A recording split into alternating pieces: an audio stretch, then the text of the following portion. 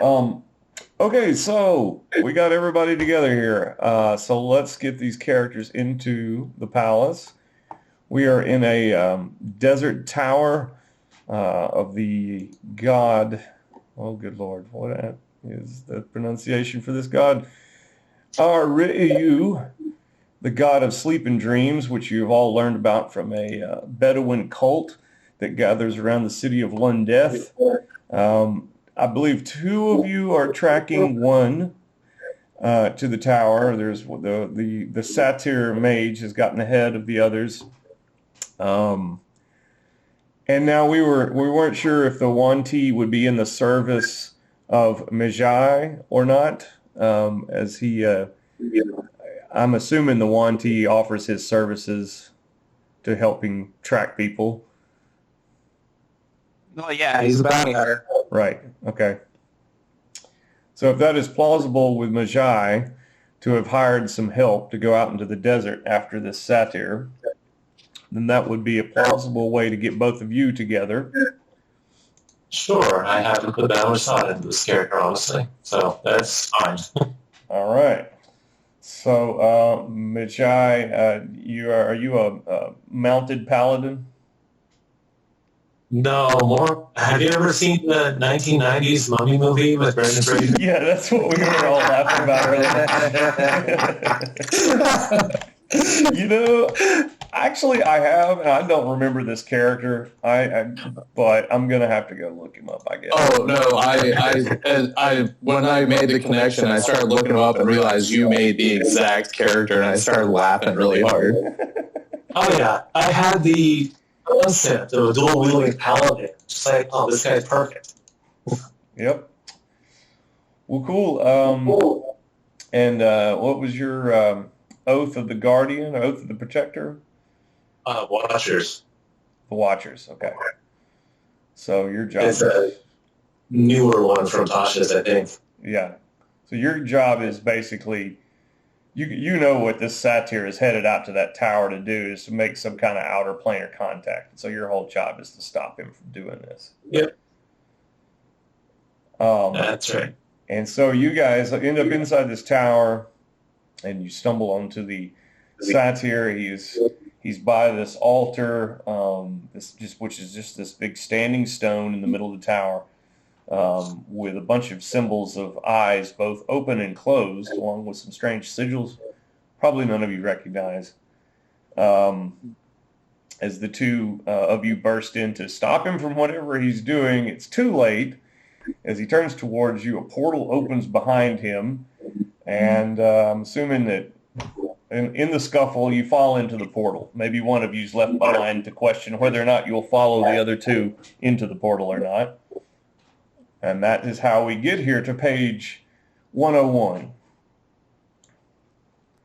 I'm going to at least start with the two of you. Who's the two that tussled their way into the portal? We know. I'm sure I fell through the portal. Okay. It was probably me. Okay. So this is the portal you appear from. You step out onto this stone deck around this very large portal. I think it's around 12 feet tall or something, so you're only about half its height when you step out from it. A strange keep lies ahead. The winds gust around you.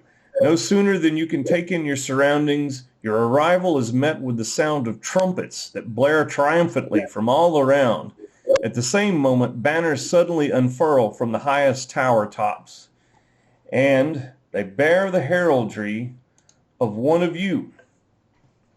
So who did we have stumbling in first? Was it the Satyr and the Paladin, or the Satyr and the Yaun-ti?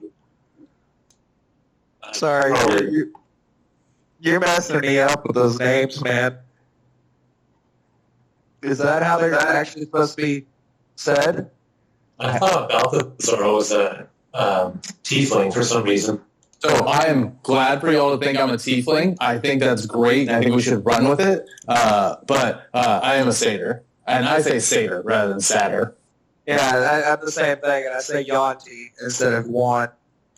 Fair enough. I actually go in between. I go Yaun-ti. Yuan? So I'm like right in between you on that one. And I really think we picked some of the hardest things to pronounce. I mean, Magi. I mean, come on.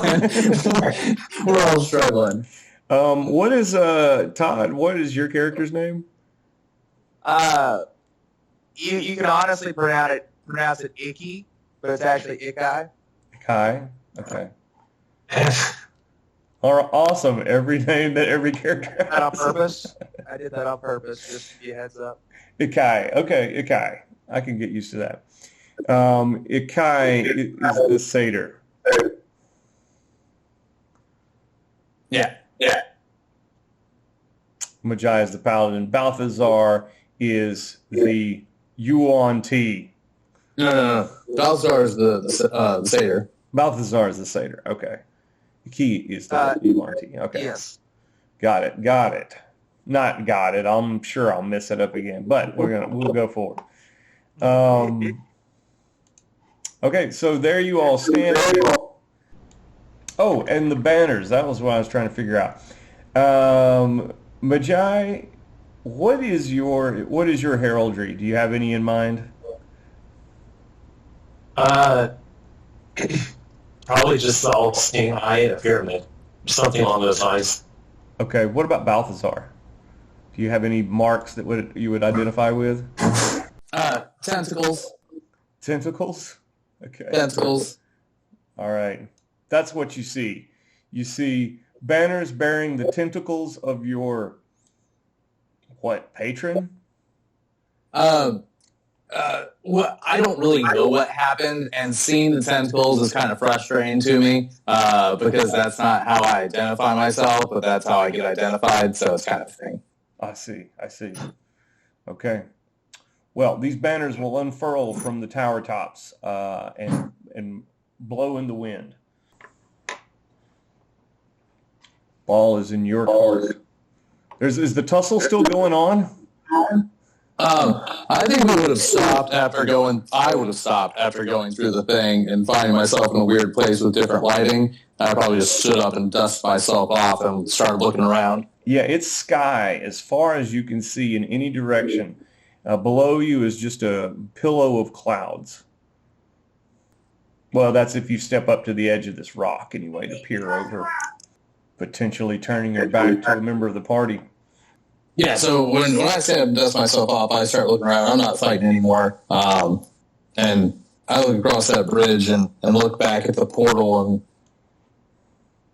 I just go ahead and start walking across the bridge. Okay. The bridge, it sways a bit with you as you make your way across it. Nothing too terribly bad.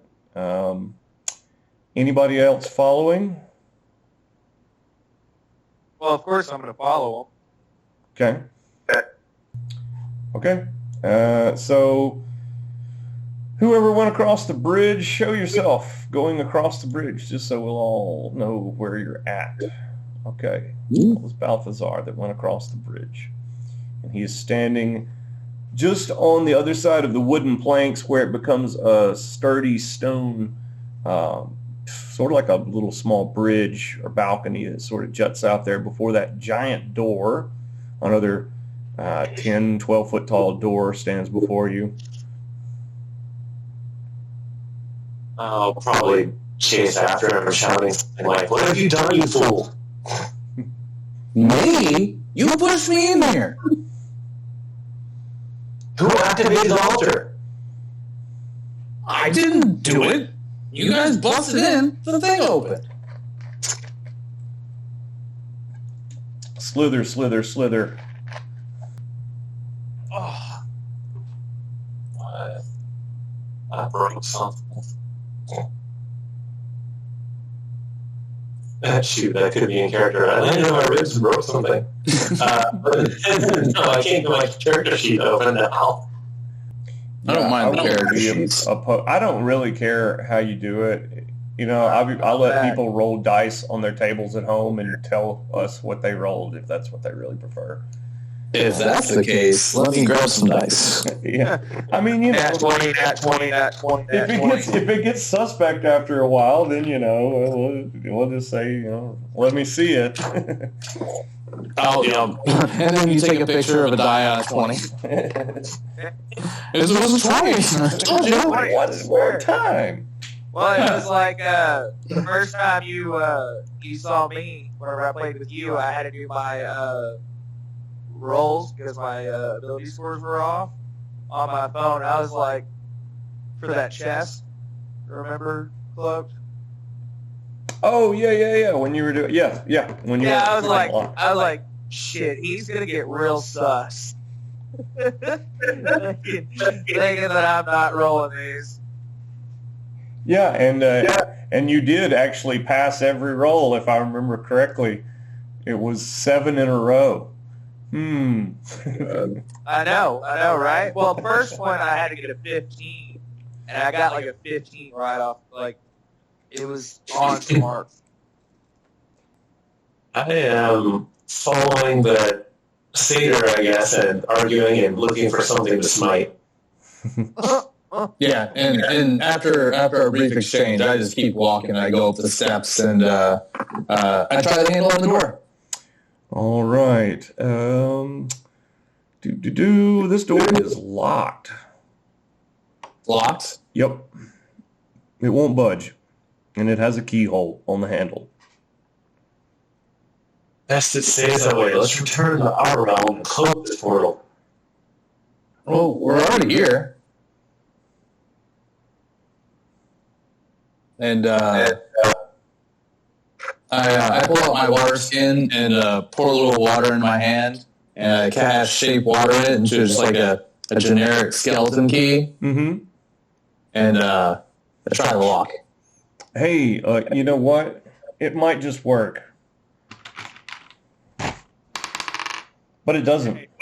While he's over there with the shape water thing, I'm actually pulling out my my thieves' tools and Okay. just staring at him. Please, by all means. I'll be rolling under thieves' tools. I'm proficient, which is weird. I'm proficient at thieves' tools, but not sleight of hand. Okay. Yes. Thieving is so weird in 5th edition. I'm just like, okay, just tell me if you did it. Yeah. Most DMs just use sleight of hand. I think what it is, sleight of hand. But if you're not proficient at sleight of hand, since you're proficient at thieves' tools, it gives you can add your proficiency bonus to it. Okay. Yeah, it's going to be your deck. That's how it works. Yeah, but I still set the DC number for how hard it is, right? Yeah. Of Okay. course you do. Okay. You can, and what is like what do you find most DMs? What is the average DC for a lock? So it really depends on how hard you want it for the lock. I can bring up the Dungeon Master's guide. No, that's okay. In your experience as players, what do you feel like most people assign that? So The table in the D&G, I think, says a 10 is basically something that anyone can do. Yeah. A 15 is a little bit harder. A 20 is very difficult. A 30 is nearly impossible. Yeah, Yes. that's generally what I go by. I was just wondering if the average lock. I think I have a number in mind. You can go ahead and roll. That'll do it. So, and then +2. Okay. On top of that. Yep. After a minute or two of fiddling around with a couple of your tools, click, you hear the tumblers roll inside the door. Yay. I turn it. I go ahead and open up the door. All right. When you open the door, there is another portal, black void with a swirling bluish purple edge to it, filling the entire inside of the door frame behind the door. I look at them and I'm like, are you sure you want to go through here? If I could dispel it, I would. It doesn't really look like the one we came through, does it? A little more ominous. I think any black portal with a swirling blue magical edge to it is ominous, and I think that they're both. The only difference between them is their shape. Arch versus pointed arch.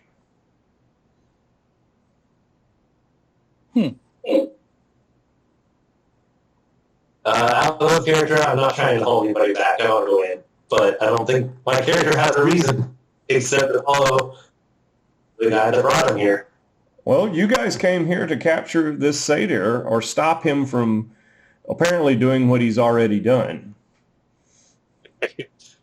Yeah, so somebody else is driving this group, and it sounds like the Satyr is the one that's pushing us forward. And thank you for bringing all the motives up, because I think that's pretty good to establish at this point. I think it should the entire concept of the party should be rethought at this point. The Yaun-ti says, "Why would I go? What is this?" Yeah. And then, so what are you going to do? You going to go back the way you came? Or are you just going to wait and see what they do? I think my character's gonna come over here and like poke his head through Okay. To the old portal or the new portal? the old portal. I just moved my character over here. Yeah. Okay. You guys going to pay any attention to him, or are you moving forward?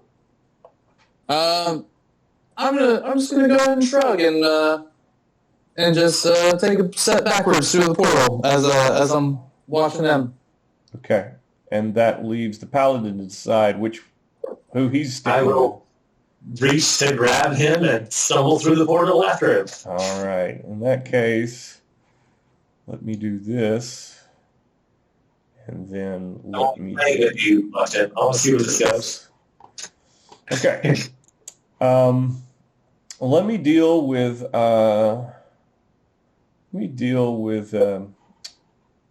the Yaun-ti first. The Yaun-ti. Iki, it's your character. Which is your pronunciation? Yaun-ti. Yaun-ti. Okay. Okay. Iki, when you look through that portal that you came from, you look through into a completely different place. What you see is the inside of a great courtyard, and you're looking in through this giant archway. The doors are wide open going into this courtyard from this doorway that you look at. These doors are like 3 stories tall, giant wooden doors. So it looks into this castle courtyard, obviously not the tower you came from. All right, so I'm going to go over here to you other guys. And let's see here. A lion-faced fountain on a wall gurgles a steady stream of water into a pool. This double-vaulted room has a small antechamber situated in a corner. It's filled with a miscellany of household items. Sunlight streams in through multiple arrow slits that look outside through thick stone walls. You feel a soft push at your side, and any items you may have in your hand gently become lighter. Oh, we don't lose our grip on them? Okay. Yeah, don't want to let go. And Do I feel lighter on my feet? No, only whatever you may be carrying. Oh, An invisible hand seems to want to gently lift these items away from you, but if you resist, you will no longer feel any tug. definitely holding on to my blade. Okay. Okay, Yaun-ti, do you want to explore the area you're in, or you're looking into?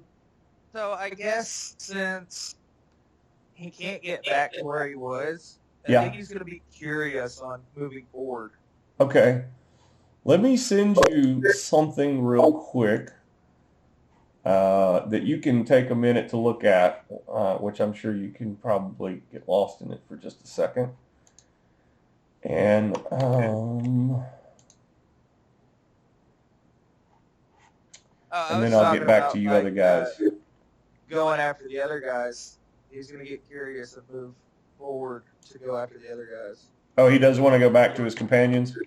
Or No, that's what I'm saying. He's going to go back towards to where the other two are. okay. Well, all right. Go In through that that case, portal. never mind everything I was about to do. Yeah. And see if that portal might get him, back. Okay. I'm going to drag you back into the group. Okay, everybody's in one room now. Is the same description I told them will apply to you. If you're carrying anything in your hand, you'll feel something gently try to lift it away from you, an easing of your burdens, if you will. Seems to be a pretty calm room, like I said, fountain on the wall, some benches. I'm gonna pull out a copper and let go of it, see what it does. Okay. It will float away to that table over there in the small antechamber and set it and be set down on that table. Huh. I think there's already a bow on the table. I'm gonna head over to it. Okay.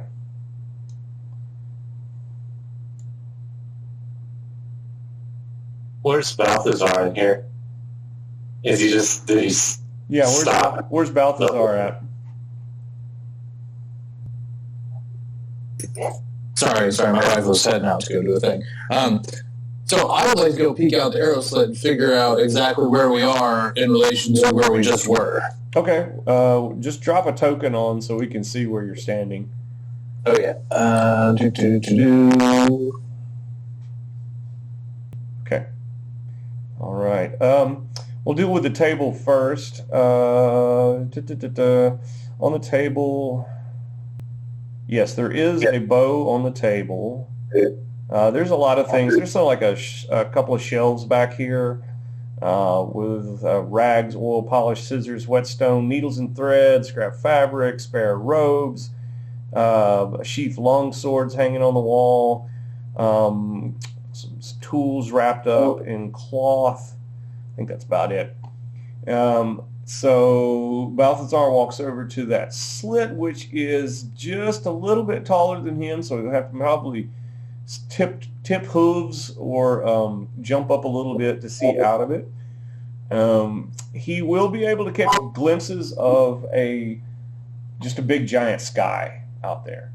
I don't think he can see any landmarks of this castle enough to be sure what's outside this window, other than that. Am I able to see anything? Am I on the outside of it, or am I able to see like other towers and stuff?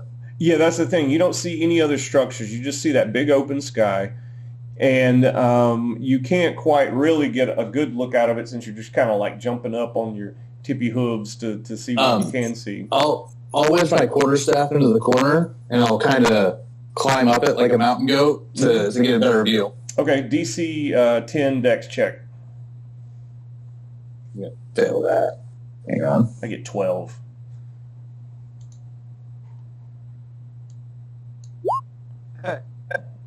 Nope. Hey, Balthazar, don't satyrs have a jump ability? Yeah, but then I'm just gonna get a glimpse. But then again, maybe I'll go ahead and jump, and just try and get a better look. See if I can get a peer down far enough to see how high up we are. Yeah, you can catch a glimpse out, just maybe some 10 or 15 feet out from there. And by the way, that's a thick wall too. That's like 2 feet or more of stone that you're looking through.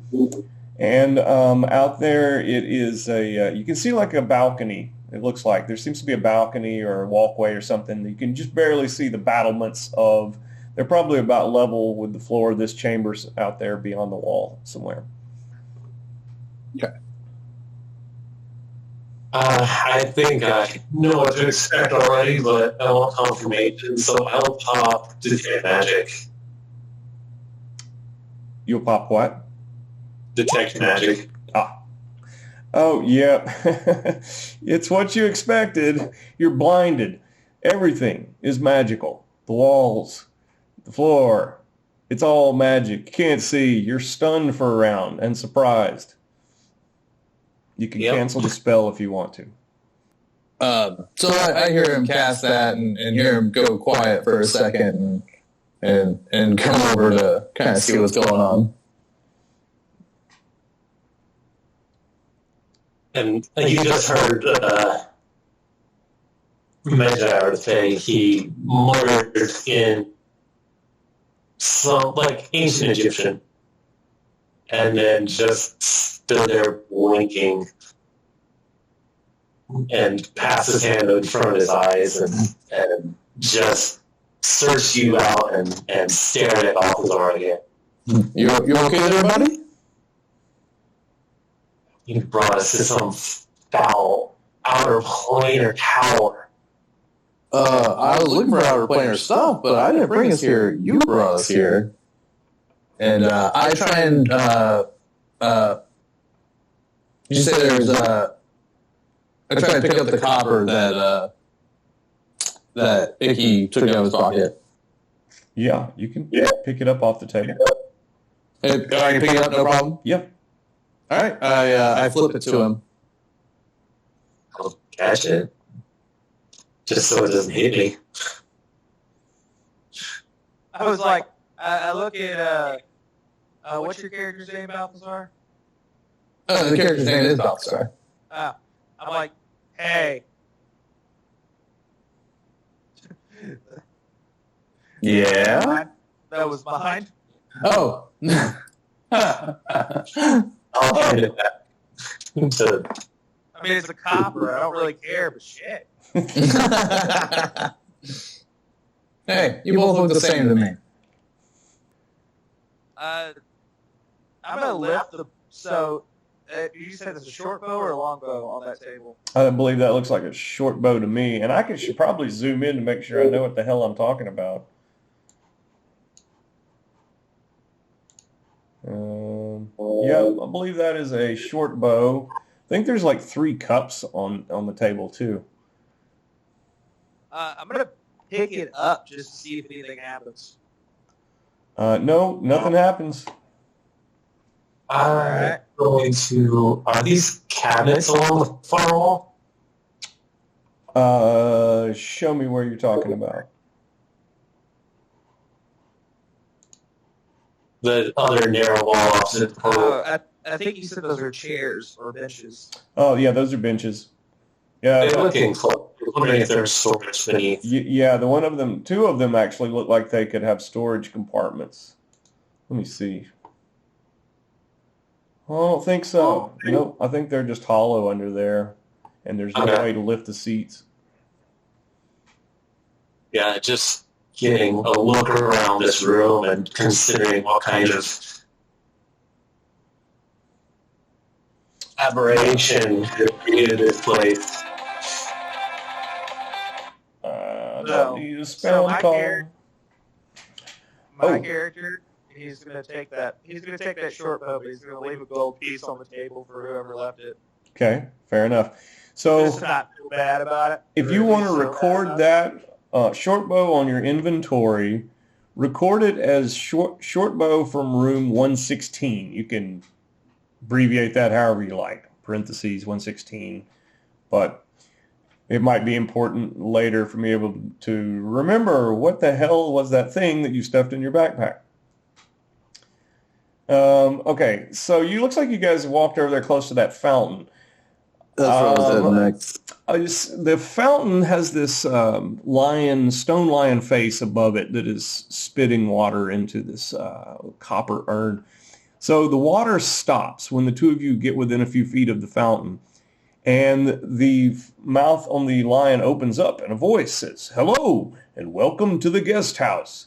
Is there anything I can do for you? Perhaps a meal or a bath? A warm bed to sleep in? Let me know if you'd like to be entertained. We have jesters and musicians. Do you need to purchase goods and wares? A new shop has just opened." What aberration created this? Asking the lion, or just saying that out loud at the party? I'm saying so the lion says it both. Yeah, it does not reply. I would like some information. Can you tell me where we are? As you wish. And you see that door that's closed in the foreground? That door creaks open, revealing a portal behind it. No information? Just an opening door? That's correct. No? Oh, fuck it. And I go through the door that is opened. Okay. It's full, you don't know where I'm going! Oh, chase after him. Okay. Let's see here. I'm going to assume the party follows. If somebody wants to stay behind, let me know, and you will not be present for whatever happens next. Yeah, my character follows. Okay, so there's one portal going into this cave. That is the one that you are all entering from. A glowing, ghostly figure with a kind face smiles at your arrival. A drop of water makes a subtle but resonant plump in some cranny of the cave. Here, guy. Where are we? You are in the Palace of 1,001 Rooms, the ghostly figure says with a grin. And the purpose of this place? An interesting question indeed, and one that I believe I know the answer to, but would never share, even if I were sure. Who are you? Oh, my name's Balthazar, and I'm just curious why you wouldn't share that information. Greetings, my name is Folk. Hi, Folk. There are things that should not be so easily learned. What is the point of the journey? To get where you're going. That's the point of a journey. Perhaps you will arrive at where you are going. Or perhaps you are here now. Well, this is certainly not where I had planned to be today. I kind of look around like, this is a destination? What are you doing here? Well, I helped build part of it once upon a time, long before I became like this, he says, looks down and extending his spectral arm.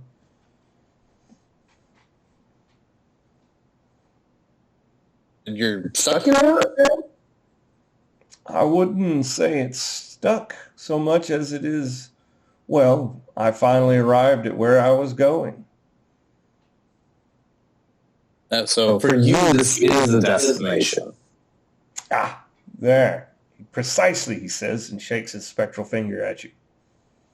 This You too seems will find your own destination. Afraid where my destination's gonna be. Did you die here?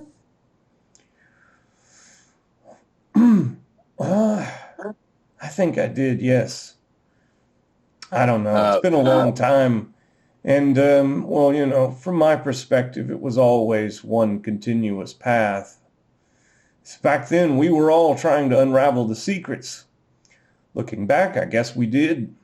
They did anyway, the others, that is. The master, that's what I call him. I call him the storyteller.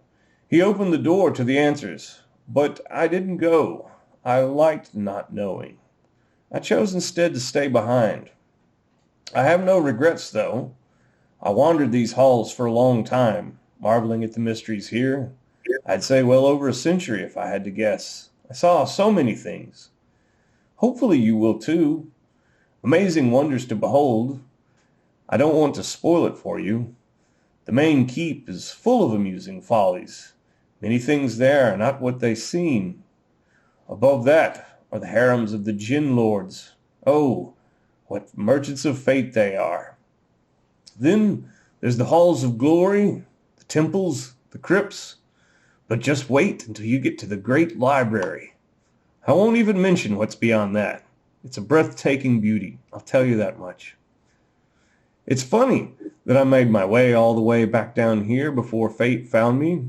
I always knew it would, of course. I just wanted to see how. I feel it had something to do with that Saracen magician, Kojik. He seemed to put a lot of effort into guarding this place. Something about a princess, I believe. Anyway, so here I am, destined to haunt this cave for eternity now, I suppose. Oh well, I do feel myself fading, like many of my earliest memories. Maybe this isn't permanent. It's no mind to me, though. I'm at peace, and it's quiet here. Oh, What were we sorry we're talking causing about? so much noise. Any wisdom you can impart on us? Something that you feel like we should know? Well, I'm better at answering questions. What is the greatest piece of wisdom you could bestow upon us? Move forward. Go through the portal. Is there another portal in this room? Because I only see the one behind us, and that's going backwards. Oh, yes, that's right. Yes, I'm afraid you'll have to go back the way you came. Go back to go forward. Precisely, he says, shaking his finger. Roger, Roger. And I head back out through the door. Anybody following? I'm chasing. I guess I'll go ahead and go. All right. And boom. Here we are. Back through the portal you came in through. And the portal we came through is behind the door. Yep. So it appears we know where two of these go. I don't know. He said to go back to go forward. We could be going somewhere else with the if we go back through the door we already came through. I understand not the puzzle of this place. I merely wish to find the way out. So I would like to go over to the fountain again and tell it he would like to find a way out. Can you help him with that? Let me see. The fountain says, I'm sorry, I didn't understand that. Can you rephrase the request? I think this guy wants to go home. So is there a way we could get a portal back to where we came from? I'm sorry, I didn't understand that. Can you rephrase the request? Do you sell any magic items? I completely give up on trying to ask him about the thing to get rid of the paladin. As you wish, he says. The door slams shut and reopens. Another sweet. portal is there. I guess I'm going back through that door. Okay. Wait, that won't go where we just came from. You gotta go back to go forward. As I step through the portal. Okay. So you guys step into this chamber through the portal in the foreground. Three figures, two of whom appear to be competent warriors, fiddle over the arrangement of an array of weapons on the table. The elderly, hunched-over man in the middle looks up, startled at your arrival, which was announced by a string of bells at the threshold of the portal you've stepped through. Greetings. My name. Welcome to Bob's Emporium. My name is Bob. He nudges the female warrior while smiling blankly at you. She rolls her eyes and reaches down to pick up some of the confetti that is scattered on the floor.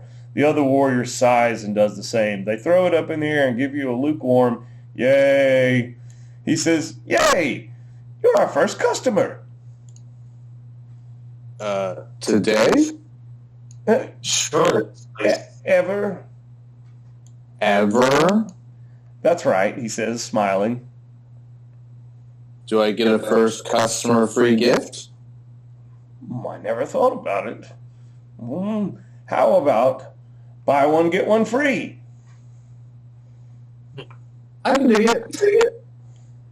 What kind of magic items you got? I see a lot of stuff here. Let me see what all we got. Good Lord. An array of weapons laying on that table in front of them, for sure. Lots of shields. Doesn't do me much good. Potions, a whole shelf full of potions. Yeah, what weapon are you looking for? I like rings. I like necklaces. He keeps like kind of grimacing at each of these requests. I'm afraid we don't have any of those. Let me think. A cloak? Local billowing, here we come. He walks over to that crate over in the corner, and he looks back at his companions, and they kind of shrug, and he pries the lid open, expecting something, and he just kind of slumps his shoulders. You see a glimpse of some straw and a shield, it looks like. He pops the lid back closed. He says, I'm afraid we don't have any cloaks. I'm sorry. What have you for protections against foul magics, grandfather? He says, well, I have many potions here.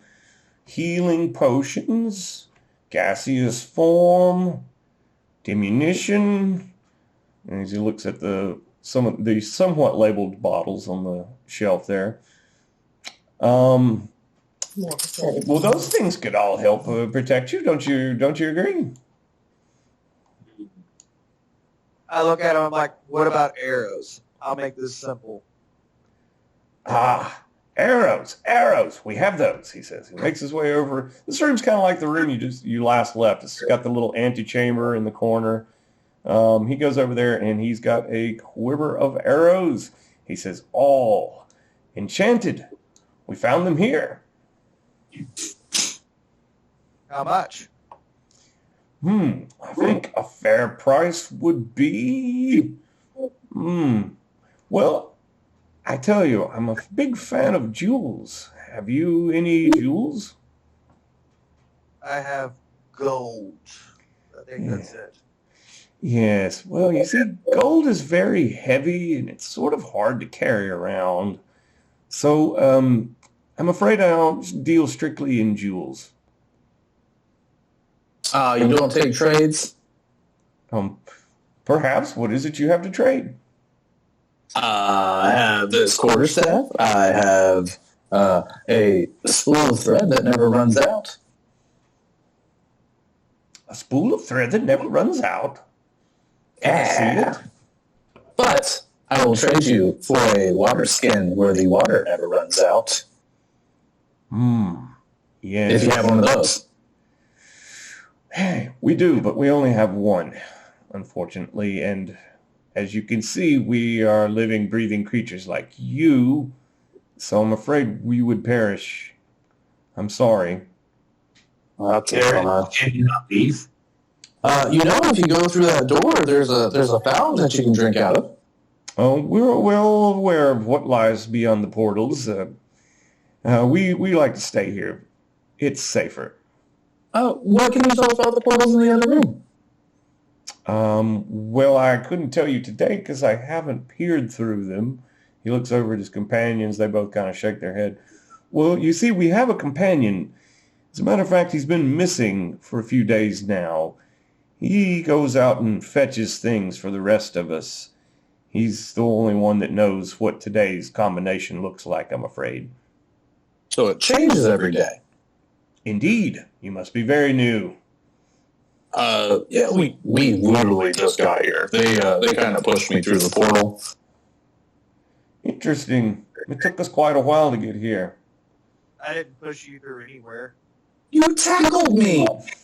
Maybe you should have quit resisting arrest. Arrest for what? For being an asshole. Guilty as charged! Anyway, so your friend's missing? What's your friend's name? What is his friend's name?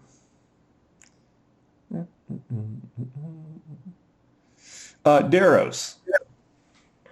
And he said Daros usually goes out, but he couldn't find his way back. And how long has he been gone? He's been missing for a few days. 3. It's hard to keep track of time, as you can imagine. Oh, I bet. Is it always light outside, or does it get dark? It does get dark. But strangely, the night lasts an unpredictable amount of time. Never more than 12 hours. The day seems much longer for sure. Wouldn't you agree? He looks to his companions, and they both nod. So daytime can last longer too?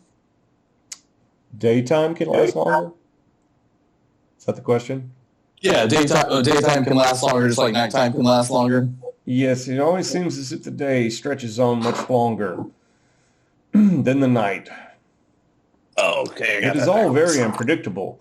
You'll find that you cannot use the sun to track the time in the sky. It moves about strangely, always disappearing behind some cloud bank. Okay, so we lost the Yaun-ti. Okay, fair enough. Who has not had his heart in this either? So it makes sense that he might just kind of go, you know what, I don't like any of this. I'm going to go back to that room with the fountain because I know what's there. And he just slips back out of the room. It's one thing I like about the palace is like if you got a character that doesn't want to be there, it's like, yeah, they walk through a portal. And as long as it's the same day, it's the same portals, and they change overnight. That is correct. Do they change like at dusk or at dawn? Usually, sometime in the middle, it's unpredictable. So once it gets dark, there's a chance that the portals are going to change. Yes, they will definitely be changed by the next morning. Bob. And so it's no wonder that Daros is lost getting back because all the portals are different. Exactly. It's he knows his way around pretty good. He's usually better than this at getting back within a reasonable time. We unfortunately don't have an endless source of food, Bob tells you. So do you have enough food for right now? Never quite enough, if you know what I mean. Do you have rations to spare? I'm really interested in that decanter, man. I like a lot of water. I'm a thirsty guy. Yeah, they're not coming off the water supply. Like I said, there's that fountain in the other room. You should fill your canteen with it then. That I will. Let's see. What else we got in here that might work? No, basically, Bob really only has just he has a lot of spell components, mundane, lower level spell components. Sorry, I rang doorbell. Dogs went ballistic. What's that? Did you say you're quitting on us too, or you just got? No. I just had to go and shut the dogs up. Oh, right on. Yeah, so he's just got some mildly enchanted weapons and armor and shields, and his small selection of potions and spell components. That's basically and some just mundane equipment like rope and grappling hooks and that sort of thing. I really don't have any money anyway, so. Gotcha. I am curious, grandfather, how much do your weapons run? How much for the weapons? Yes. So they want to trade gems. That is all they're interested in, unless you're trading just other weapons. They can't trade gold for much as it stands right now. So they're not interested in gold coins. Is your portal always attached to that room, and then those portals change? Oh, no. You'll have to even explain to him where you came from to get here, because it's not neither of these portals are static. They both change all the time. Only this one has a door to it, he says, pointing at those double doors. And so at night or whenever they rest, they have to shut those doors and bar them. And then this other portal doesn't have a door, so they just push the table in front of it, and that's usually enough to keep out the wandering inhabitants. What happens to someone that tries to go through a portal with a closed door? I didn't quite understand that. What happens when someone walks through a portal and has a closed door on the other end? I'm not quite sure. He says, I've never stepped into one. It's flat and you're dead? He says he doesn't know because they've never like stumbled into a door. Well, there's always something on the other side of the portal. And when you say wandering inhabitants, could you elaborate a little bit? Yes, he can elaborate a little bit. Oh, mostly what you'd expect: mice, rats, occasionally a bird, dog or cat, bats here and there, some of them rather large, spiders. The spiders get very big here. And skeletons. Seems to be always a skeleton around the corner. They've even seen trolls in these halls. Beware of trolls. It's what one of the warriors will tell you. Oh, trolls! Lovely. Yeah, that's about it. Yeah, they all agree. That's about it. So not many customers, assuming because we're the first. Alas, well, we have seen others in these halls before we set up our shop, but everyone was wary of us. We haven't collected too many stories. That's when one of the male warriors will step in and he'll say, "But we are very interested in trading information. If perhaps on your journeys you make your way back here, we would gladly tell you more of what we know for what you know." And what kind of information do you seek? Anything that could aid us. We are stuck here, it seems. It appears that we are as well. I look over at the paladin and just kind of give him a look at like, we're in it together, buddy. Yes, the fountain was less than useful. Yes, that fountain, funny thing. What do you know about that fountain? I notice it only responds when you ask it for things. Yes, it seems as if it has programmed responses. I wonder who programmed it. Well, I met a dude. Forgot to ask his name. If that I already forgot. But yeah, he told me the. Sorry. Say what? The ghost's name was Folk. Folk won't tell me why I'm here. Yeah, I have it right here. The two warriors cut eyes at each other at the mention of that name. Oh, what do you know? Come on, I know that look. Well, perhaps you should go find us some information. We could be allies. I kind of squint at him and I'm like, "What are you hiding? What you got?" If we guard all our, if we give you all our secrets, we have nothing to trade, my friend. Fair enough. Give me a non-secret, something that everyone should know. Why don't you just help our dear Bob here and purchase some gear from him and move forward into these halls and find out. I got 1 silver in my pocket and I pull the 1 silver out. I'm like, this is all the money I got. And you guys don't take metal, only gems. So we got to go do some exploring before we can buy anything. But I'm just looking for a little advice. First customer advice. All right, so Bob looks the both of you over. What weapons do you currently carry? Sorry, go ahead. No, I was just laughing. I'm armed to the teeth. Okay. I've got a short sword, a dagger, a whip, a small knife. Okay, short sword, dagger. Okay. Bob takes a short sword off of the table. He says, "Here, a peace offering to help you on your way. We have nothing more to share with you for now. Take it," he says. Thrust the sword at you, handle first. I kind of side eye the Magi, and I'm like, "You really trust this guy?" Actually, I take that back. I side eye him and then whisper directly into his mind, "Do you actually trust this guy? I don't know about that sword." That's disturbing. that psionically or magically? It's kind of psionically. So Innate ability, language ability? here you go. It's an aberrant mind thing.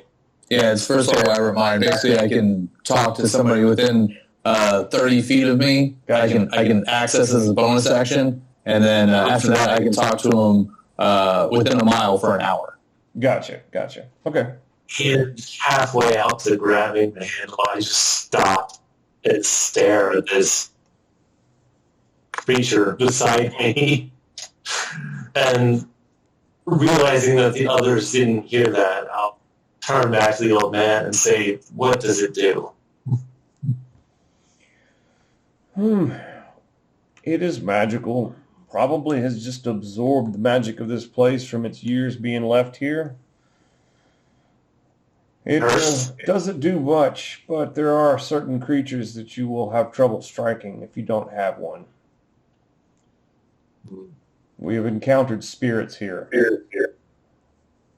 This leads me to believe you may fear the ghost folk.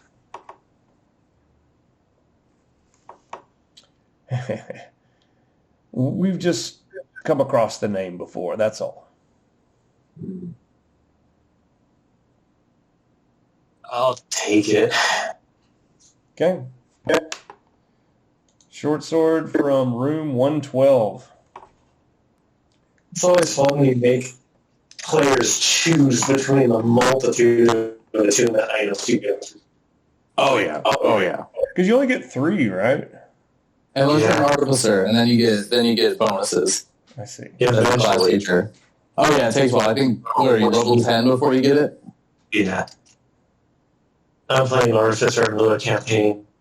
But does every magical item doesn't require attunement, right? No, right. Like a +1 sword doesn't require attunement. Yeah. But, Arena Protection does.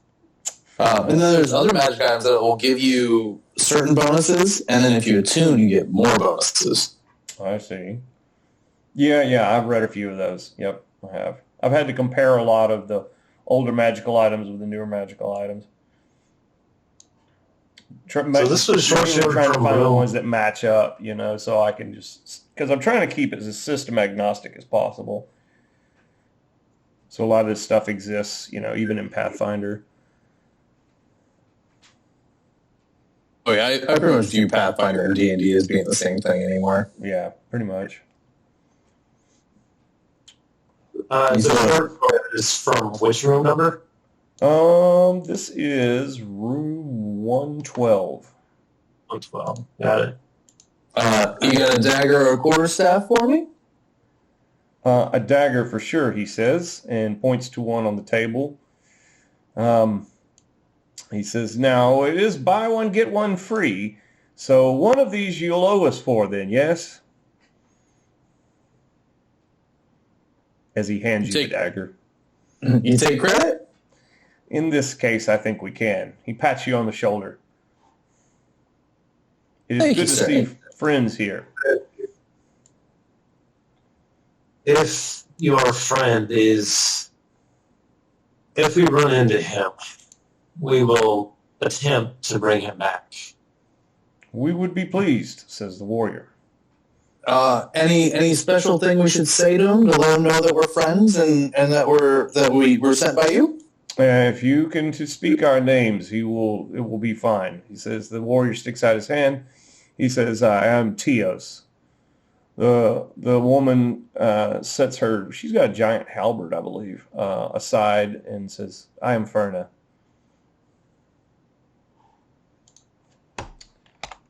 Well, Teos, Ferna, it's wonderful to meet you. I'm Balthazar, and I gesture my hand out to the Magi, and I'm like, I don't think we've properly met. I am Magi Artist in Anauroch Desert. Well, Ardith, it's a pleasure to meet you. Yes. Touching, says the old man. So, Bob, I do have a little bit of information that maybe might get me out of your debt. And honestly, it's just another question. Do you know anything about Ojik? Ojik? I don't know what it is. Or was that a question from that I got from them and not from Folk? I don't know. You might want to spell that out in chat just to make sure I'm understanding you correctly. Ojik, the Saracen magician, and something about a princess? Oh, nope. No clue. Oh, it's something you said a minute ago. That's all I got. Oh, Mojik. That's right. Mojik with an M. With an M. Yeah. Nope. Hasn't heard of him. Never heard of him. All right. Well, it's a little thing I heard. Sounded dodgy. Can I make an insight check on that? Sure thing. Good luck with that. No.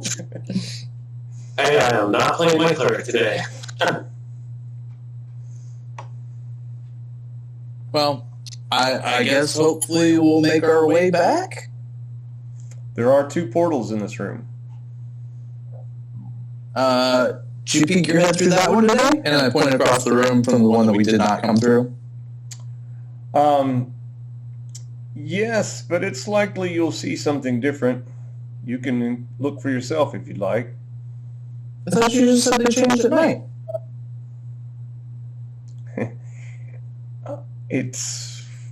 Well, why don't you just stick your head through and find out?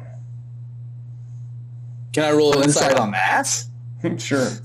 Because I am super sketched out. Doesn't matter. Totally cool. I guess I'm going to check. Okay. Give me a D100 roll. Oh, fuck. That's terrifying. As he sticks his... Oh, no. That's never good. Okay. What happens when you go through these portals? Like, if you stick your head through, is it Magi just like it disappears down to your shoulders and your body's still in the previous room? Yes, that is correct. So when he sticks his head through, yes, his head disappears in the portal. The rest of him's still in this room. And is it Magi that's looking through the portal? Oh, no, it's Balthazar. It's Balthazar. Okay. I'll get you guys' voices down eventually. Oh, I'm struggling. I am struggling. So Balthazar, you're peering in from that portal up top there. You can look around for a minute if you'd like, or I can bring you back to the room with everyone else. Oh, I'm going to come right back because regardless of my insight check, I am super sketched out by them. Oh my gosh, I did not see this top portion at all. Anyway, so I pop back out and I'm like, it's some sort of foyer area. And from the sounds of it, it changes every time you go through. He says, you want to see a neat trick? Oh, do I? Oh, I'm going to save it for the next time you come back. Oh, you son of a bitch. All right. Well, I guess we're gonna bounce. You ready to go, Artith? Yes, we should find the master of this place. And what room number was this again? 112. 112 for my dagger. There we go. All right. So I guess back from whence we came. All right. Bye. Teos and Verna, it's nice to meet you. Bye. We'll let you know if we see your buddy. Where's Daros? I think the Yaun-ti's just decided to take a nap over here. All right. Well, he's taking a nap. I'm going back to the fountain, and I'm going to ask it to help me get some information again. Okay. The door opens, revealing a new portal. You ready to go talk to Folk again? If that is indeed where the store leads. Well, we're about to find out. And I walk through the door. Yep. Following that. Stands follow. Haha. You've returned. I have. We heard your name in the next door we went through, so I thought it was a good idea to come back and talk to you. Please tell me of what you've seen. Well, we found some people who set up a shop, and they told us that a lot of people just like wander through, and that skeletons are all over the place, and giant spiders, and you didn't mention anything about that. Yes, it's dangerous, full of perils. Well, it wouldn't be any fun if it wasn't, don't you think? So is this about? You say it's not about the destination; it's about fun. So this is all about the journey and finding your own destination. I think. And your destination was to stay? It's poetry coming from your lips, he says. Tell me more about these merchants. Well, they seem to know your name. Why would that be? I believe it was written down once upon a time. Which influence do you still have around this area? Or are you just a kindly, knowledgeable spirit at this point? I would say, well, never really thought about it. I suppose I am just a friendly, knowledgeable spirit at this point, he says. That seems to make him very happy. He smiles, taking in his dismal cave surroundings. Always under my smiles. Can I check his motivations? Sure. Probably not going to do Good any good. Lord. Does not do me any good. All right, kindly old spirit it is. You have not got your wisdom bearings in this place yet. I don't have many anyway. Yeah. So he just stands there pleasantly, smiling at the two of you. The Jinn you spoke of, Spirit, how do we find them? You will have to find your way out of this place you are in now. I believe there is a princess somewhere you should find. I'm sorry, what we should find? A princess. Oh, princess. Is this the princess that you mentioned about Moshik earlier? The same.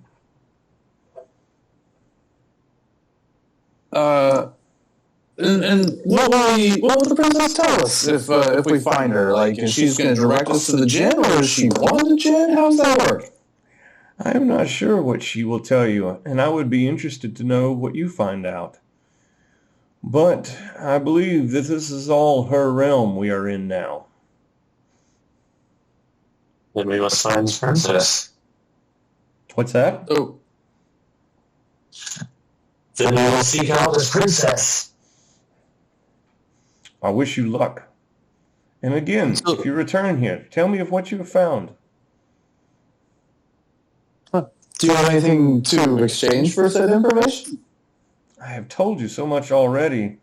I'm already You're a good dude, Folk. I like you a lot.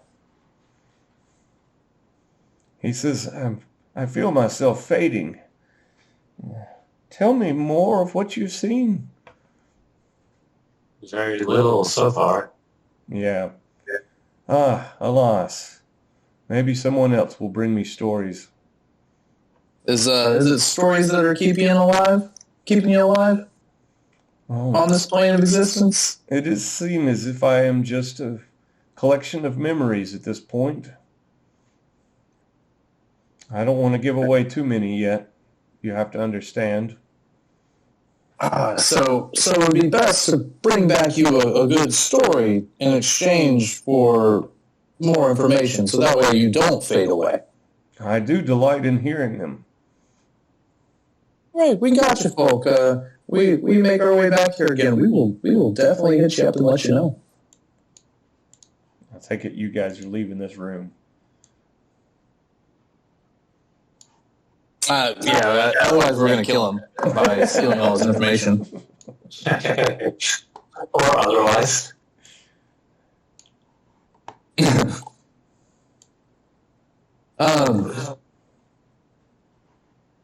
I would like to go to the fountain and ask you've directed us to a few rooms already. How many rooms are you able to provide through that doorway?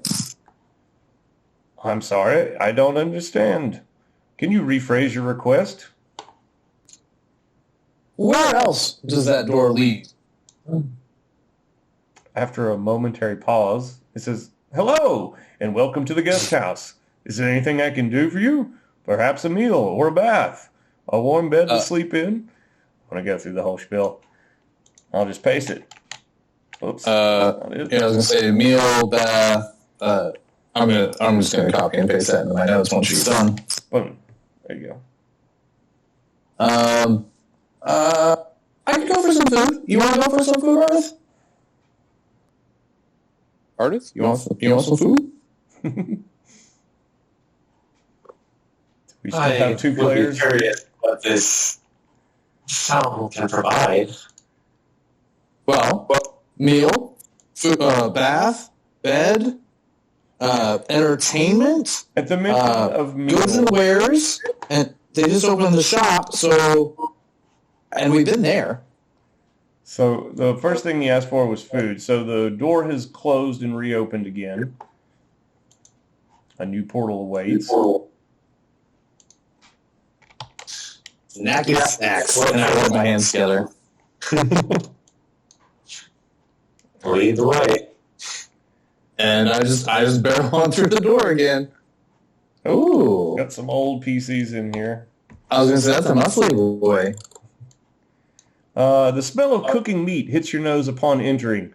The small flames and coals of the open pit stove glow warmly while bright sunlight filters through the stained glass windows. Something small scratches above in the rafters. Flies buzz around a fresh cut of uncooked meat in the corner. Hello? Anybody home? I don't think there's anyone to reply. So I guess the snacks are for us then. I'd like to go sniff the meat in the corner and make sure it's still fresh. Okay. It is not fresh at all. Let me see. Yes, the slab of raw lamb on the table is food for flies, mice, and rats. And you see a rather large one drop off the table and disappear up underneath the table. Well, it would appear that not everything here is magic. Well, did you cast an attack magic earlier, or was that Icky? I did, but I let it drop because it was blinding. The whole castle's magic. Are we... I want to go look out the window. Are we still in the castle? Yeah, there are some windows there that you can see. A couple of them are stained glass, and so not very visible, but those windows over the table with all the rotting meat, you can climb up onto them and look out, because you're going to have to look down to see anything. You're pretty high up on this structure. I'll go ahead and smash the window. Okay. Yes. Oh, you mean one of the big windows? The one with the windows on the side. Well, maybe just like a single pane so I can get my head through. Yeah. I think that I'm not even sure if those have glass in them or not. Anyway, I will give you the view. Let me guess both of you. There's multiple windows to look out of, so I'll give you both the view from up here. Okay, so you are looking out of these windows here. So I should be able to make out the bridge that we walked across to begin with. That's correct. I definitely call Ardith over and look, there's the portal we started in. Yes, but the Yaun-ti said it did not leave where they came from. Oh yeah, and you know, Folk told us that we just gotta keep moving forward. So I mean, no real option there. But I'm just saying, like, look where we are in relation to where we started. This place is nonsensical. I'll go over and sniff the wine that's on the table. Okay. I'm going to go ahead and pull you back into the room. If anybody wants to stare out that window, I'll leave them in this view. Oh, no, you're fine. I'm just, there's, yeah, I got it figured out for the most part. Okay. Yeah, so you guys are in this room. Your knees up on the table here with the rotting meat around you. Has the wine been sitting long enough to turn vinegar? Yeah, how sour is that smelling? Is there wine even out on the tables here? I don't think. I saw a couple pictures. I see a kettle of sorts. Yes, that's okay. Yeah, it's an iron kettle. I don't think there's any wine in that. Not the iron kettle, but farther back on the table, it looks like a couple of clay jugs. Yeah, I see those. Yeah, I think it's all mainly, there's cooked meat in here and there's some uncooked meat in here. There's some veggies over in a corner. There's all the utensils, cups, plates, whatnot. And I think that's it. I don't think there's a single bottle of wine in this chamber, unfortunately. How's the kettle has water in it, though. How's the vegetables looking? Vegetables look fine. There's some apples too. Oh yeah, I'm gonna stick a shit ton of apples in my sack. Okay, you got it. Apples from room 130. It's terrifying.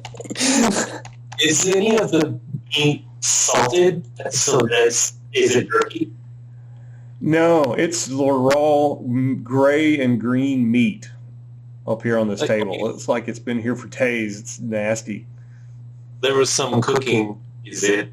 But the meat that's on the spit looks finely cooked. I'm gonna eat some. Carve a piece off. Yep, there's utensils nearby to do that with. I'm going to go ahead and just make a, let's see here. What are we going to do?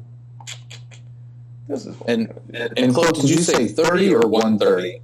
I'm just going to go ahead and make an attack roll on one of you. There's a giant rat underneath one of these tables. As you go to help yourselves to the food, it tries to bite the Satyr.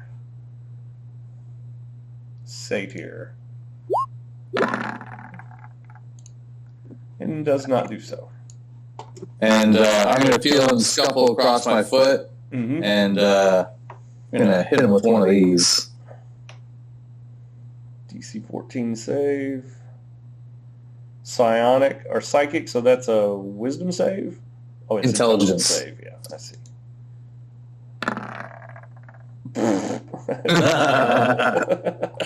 For 4 points of damage. That one will not kill this thing. It's the size of a poodle.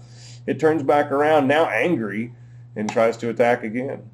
And we can roll initiative if you guys want to. It's all going to come down to, does it get an attack before they do? I got a 19 initiative. Anybody beat that? I definitely cannot beat that. Okay. All right. Well, it's going to try to bite you again then. And I think hits. Oh, yeah, no, that's definitely going to hit me. Okay. You get bitten by a rat for 3 points of damage, and I'm sure the rat dies immediately after that. Oh, I'm going to make him roll another intelligence save, so same deal. Oh, no, it's only 2 points of damage. 2 points of damage is still alive. Oh, we both shit the bed on our initiatives. You definitely get to go first, though. But Jai, you haven't gotten an attack in, so but go ahead, make your attack against it. AC 12. And then we'll assume regular initiative order. Yikes. That's a dead rat. It only had 1 hit point left. Okay. Skewered by a rapier. Anyway, go back to eating. Yep. I say thank you as I'm chewing with my mouth full. Okay. Yes, the ham on the spit is delicious. You cut off a slab. Yum, yum, yum. That's kind of weird, a satyr eating lamb. It's like, that's not too far away from cannibalism, right? It's only half. Half cannibalism. Yum. You can get your belly full. Say what? I said you can get your belly full from the meat here. There we go. All right. And I'm going to have 8 apples. And this was room 130 or room 30? 130. 130. Okay, just making sure. That's what I put down. I just wanted to verify.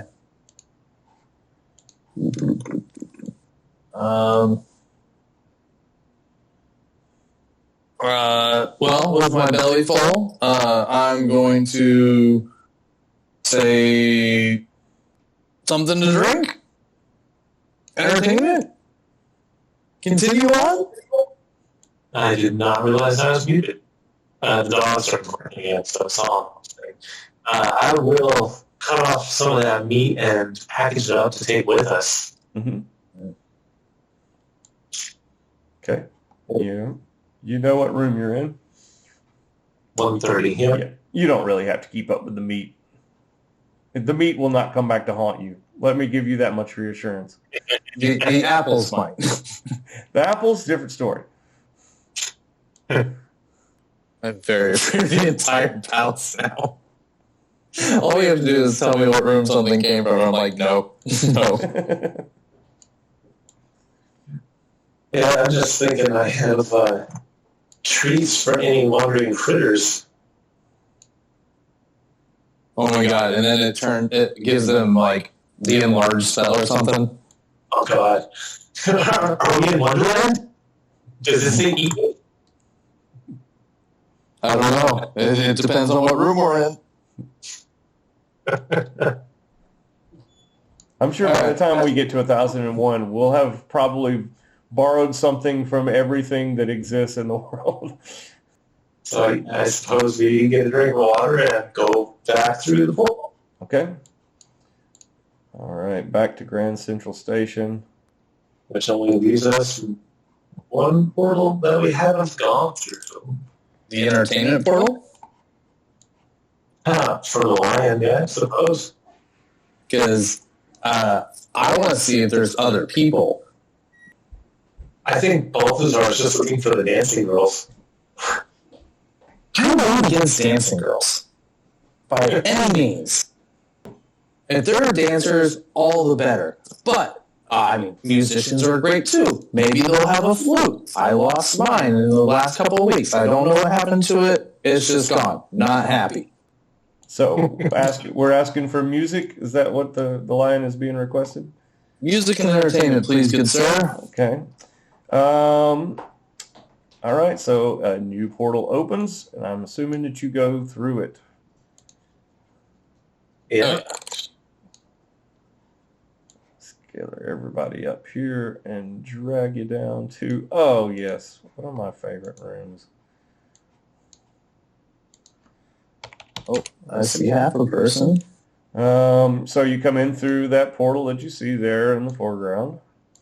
And as you enter the long chamber, you will hear the sounds of a kazoo. It is being played by a colorful masked jester who manages his props behind a carpet curtain. He speaks towards the guests. Tulipoo the Jester has been waiting so long to show someone his new play. It is about King Ozimus and his foolish bargain with the genie lords of the Palace of 1001 Rooms. It's a comedy. It's a tragedy. Come, take a seat. The show is about to start. And he puts away his kazoo. I'm going to have a seat and kind of elbow Ardeth and be like, "You were asking about the gin, man. This is our chance." Okay, so he goes and the ghost. he goes and hurries some props and costumes back there behind his curtain. Oh, good Lord. I have never played this room out because no one has ever been in it.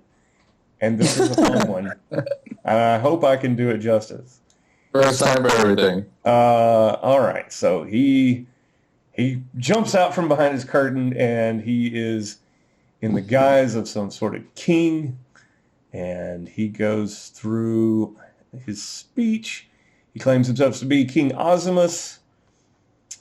Actually, let me just go. You said Ozymus, not Ozymandias, right? I'm gonna go read this. Hey, good ear there. That is definitely where we borrowed that one from. Oh yeah, I was feeling that too. King Ozimus, the emperor of half a world, with vast amounts of wealth at his disposal, heard of a palace of splendor that is inhabited by gods and immortal rulers. He believed it was his path to immortality. And of course, he plays this all out. He's speaking in the part of the king, marching back and forth across his stage there. He sends out sages and heroes in search of this palace, nearly depleting his riches. And this takes a long time as he has all of these fake coins. Actually, all the treasure laying around here. He's got bags of copper pieces that he just throws into the corner unseen as sage after sage comes before him, until finally the wicked sorcerer Moshik, who would go on to become the king's sole advisor, comes forward and offers to broker a deal between the king and the Jinn lords of the upper palace. The king asks about how Moshik came to know of them. And he has to cut scene here and change costumes. And then he plays Moshik, this sort of this ridiculous Saracen magician. He's casting all his spells. He's got his summoning pentagrams laid out on the floor here. And he speaks to all these dark spirits. And then he cuts scene, jumps back, and tells the king that, that he is a merchant of many lands, and that's how he came to know of them.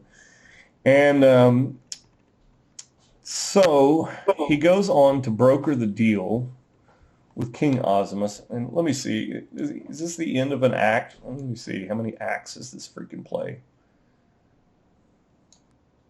Oh, yes, we're in Act 1, the Sage's Scour. That's the name of this act, the Sage's Scour. So anyway, yes, that is a scene break, and he has to lower the curtain for a moment. You'll hear him pacing around back and forth, muttering and cursing under his breath. Stupid, stupid. He's smoking something back there, shuffling around more costumes. And finally he comes out and he begins the second act, which is, he announces with his kazoo, the tides of greed. Let's see, what is the tides of greed? So this is the deal. He makes the deal with the genies. The deal is that King Ozimus would come to agree that he would have his own wing of the palace in exchange for all of his wealth, his kingdoms, and his family. The worst of the sacrifice included Marina, Arcadia, Pulcheria, and Idania, the daughters of the king and his deceased queen, Aelia. So the contract is signed, and the genie lords, was somebody trying to interrupt him in the middle of his play? I thought I was for a second. I think you were echoing back a little bit. Oh, okay, that's what it was. Okay. So you guys are just patient and watching this whole thing play out, right? Oh yeah. And at the end of the first act, I clapped like crazy, and if Ardeth wasn't clapping, I elbowed him until he started. Okay. He was unhappily just like, stop. Okay, so anyway, Act 2, he gives up everything he owns, the things most beloved to him. But he could not bear to watch Idania carried off to the citadels of the Genie Lords. Idania reminded Ozimus far too much of her mother, so he begged to have his youngest daughter safe with him in the palace that he had been promised. This was a great insult to the honorable Jinn Lords. For them to allow Ozimus a place in the palace, positioning him to ascend to the upper levels, then asking for a discount after the process had begun in good faith, was an affront. They wished Ozimus's wing into existence nonetheless, but there was another price for the king's foolishness. As insurance that the emperor will not renege on his agreement further, his daughter was taken as special hostage. Upon Idania, a powerful sleep spell was cast. Let's see. She was placed out of reach of her father in her own wing of the palace.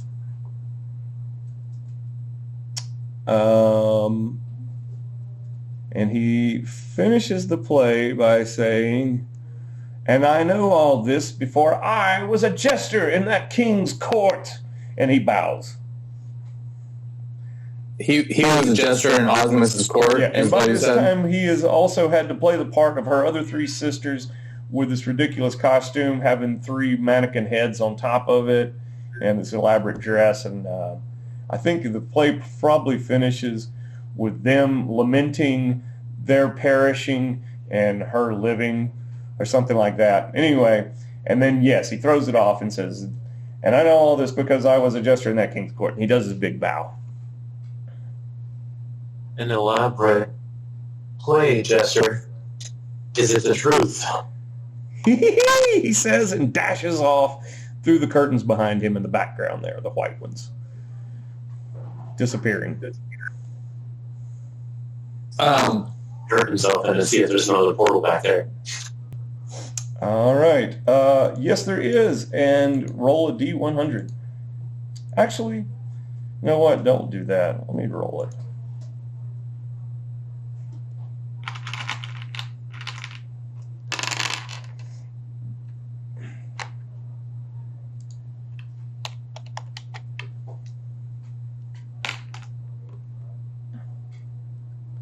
Before you can go through there, I mentioned to him, like, I'm sure this is the same Moshik from the story. Idania is obviously the princess. Where do you think Falk fits into this? And then he's gone through those curtains by the time he finished uttering that statement. I wasn't jumping right through. I was just opening it to see if there was a portal back there. And I see. And indeed there is. Yeah. So I'll turn back to Balthazar and say, Folk said he built part of the palace. He must work for the Jinn. That's fair. Do you think he is a Jinn? Or do you think he helped cross the barrier of sorts? That's a good question. Did his ghostly form appear human? Yes. Okay. Well, that doesn't tell us a whole lot. He did not appear as a Jinn.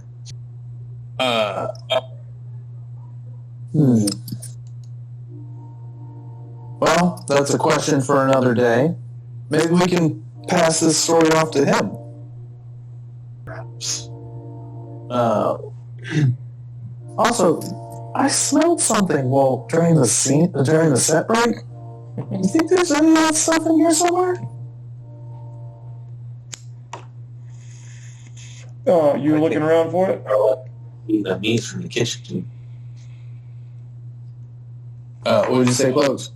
I was asking you if you were going to look around. Oh, please. I would love to. I'd like to look around and kind of rifle through the stuff that he has behind the scenes. Okay. I believe it is just all props, but there is several thin sheets of not vellum, but probably actually paper, and he has a bag of tobacco back there, and one of those long, thin cigarette, whatever you call those, like those long filters. A cigarette holder? Yeah, a cigarette holder, like made out of ivory. All right. I am definitely taking all that shit. But the props are ridiculous. Just a bunch of some costume jewelry, what you'd expect for a low budget theater performance. Wooden mannequins, some wigs. Should we follow the jester? Well, we should at least go through. I mean, there's so many options, and we don't want to just ditch Icky, man. Like, I mean, yeah, that's a good point. And we did get another hour and a half or so in, so I would completely understand if you guys wanted to go back and wait on him for next time. oh well, we still have multiple options of things to do. But I would like to stick my head in this portal and see where it's going. Sure thing. Be my guess. Who is it sticking their head through? Balthazar. Balthazar. That's what I thought. He's all about sticking his head and shit. Yeah. He's just like, next room, please. That didn't quite get you there, did I? There we go. There we go. Curious guy. Oh fuck. Oh fuck. I just pull my head back out and go, oh wait, is that a sign? That was a signpost in there, yes. Which door was I coming through?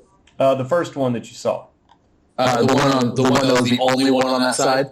Actually, I think it was the far left one. Oh, so on the row of three. What did the sign say? You just glanced at it for a minute. Do you want to go ahead and go that way, take the party to that room, or? Oh, well, I just want to know what the sign says. I want to know if it has like the names of rooms or something on there. Because so far, we've been in a room where where you ask for rooms and it gives you rooms. Yeah, I think, and everything else, like our understanding is that it's pretty random and everything resets. The text was kind of small and the post was like 30 feet away, so you definitely have to go back to that room if you wanted to read the sign. You did catch it all at a glance. Can I do it by sticking my head through? Because I'm a little paranoid about walking all the way through doors. Okay.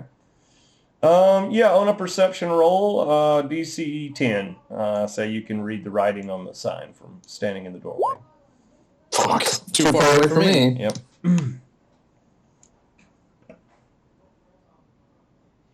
So I'm gonna relay to Ardeth what I saw, and I'm gonna tell him there's a sign and my confusion and concern about like how this stuff's supposed to function.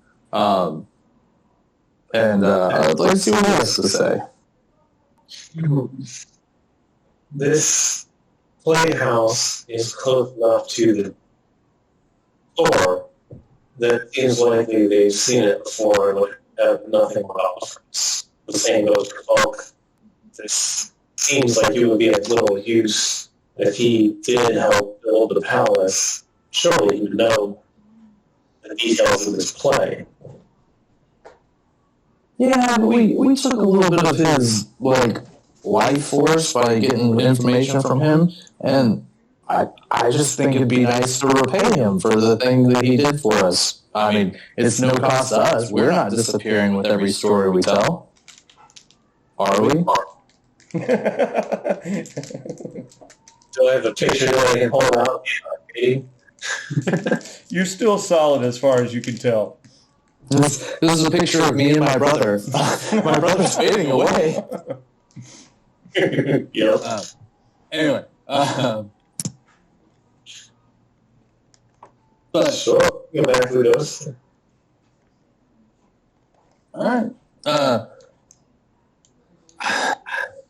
I'm just, the jester left here and ran off, but like this place is specific for him. He's got to know a path. He wasn't in that room we looked in. there were other portals. Maybe you went through another. Surely there's some shit navigating this place. How long has he been here? Do people stop aiding him while they're here? He was the king he was a jester in the court of the king from so long ago. How long ago? That's an excellent question. I came here with questions. All I have are more. Like, I'm so confused. That seems to be the matter of this place. No answer, just more questions. Well, let's go back to Folk and It's feed like him. Lost. You're just gonna be like, at the end, the last episode, they're just gonna be, and it was aliens. Great. This was a portal to hell. They were dead the whole time. But yeah, no, I'd like to double back, ask the fountain to send me back to Folk, and tell Folk the story. Okay. We'll do that. I'm going to continue to move you around just so. In case we stop suddenly, I'll know where you were at last. Which one of these has got Folk in it?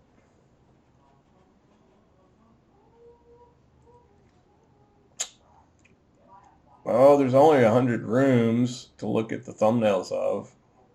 Oh my god! I keep forgetting that there's a D100 involved in, and as you're going 100 rooms at a time for each level. Yeah. So good old Folk. He's standing there waiting on you to come back. Yeah. So I relay the story as best I can back to Folk. Okay. Yeah, Folk is, he mentioned that place, some details of it. You tell him about the jester, though?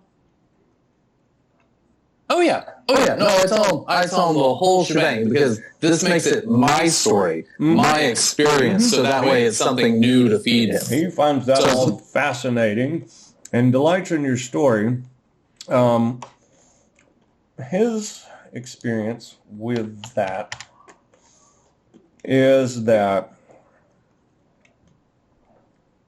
well, he told you already. He's forgotten now. There was a castle. There was a sorcerer. Oh yeah, Moshik. You remind him that it was Moshik, I guess, at some point in the telling of your story. Since you're relaying essentially the whole story of that the jester told you, you'll be filling him back up with that information. Oh, yes, he remembers, yes. He didn't pay too much attention to what went on there, but he does remember that place, the main keep, Hall of Ozimus, full of, what was it? Something seemed off. I've forgotten. If we find out, we will come back and let you know. Okay. All right, later, Folk.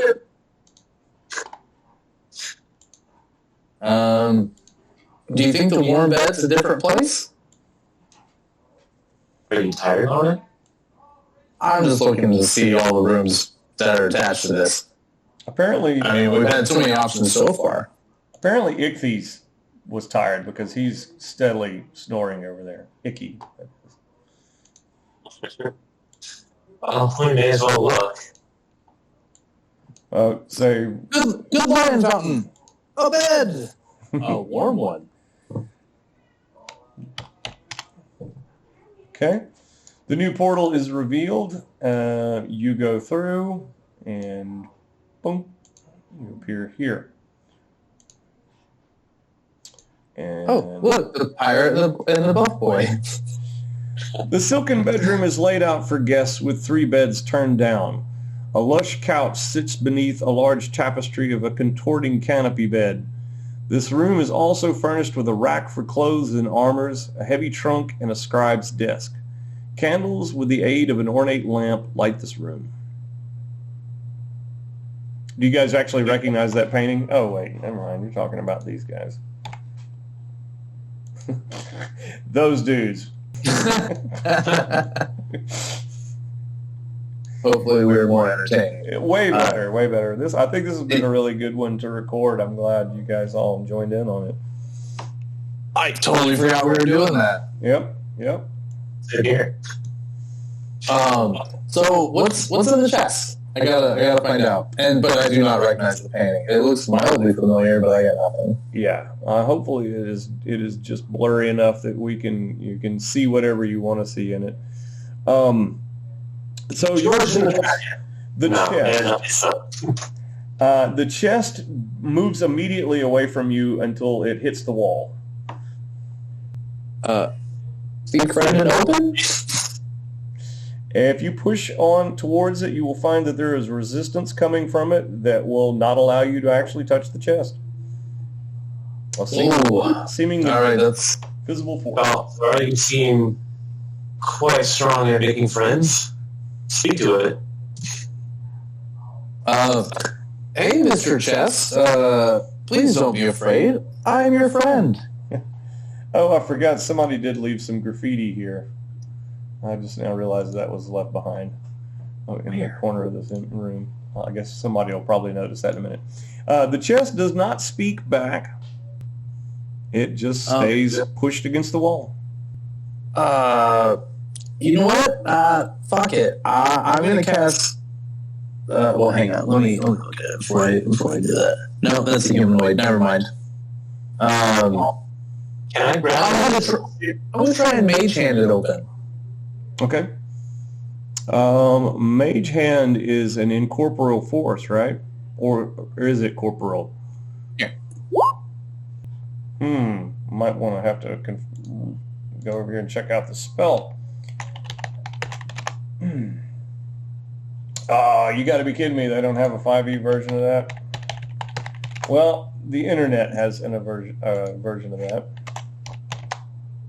I don't have Dispel Magic, so I can't do that. You can totally do it with a mage hand. You move your mage hand over, and it can... There's not even a lock, I don't think, on the chest. Oh, no, the trunk is locked.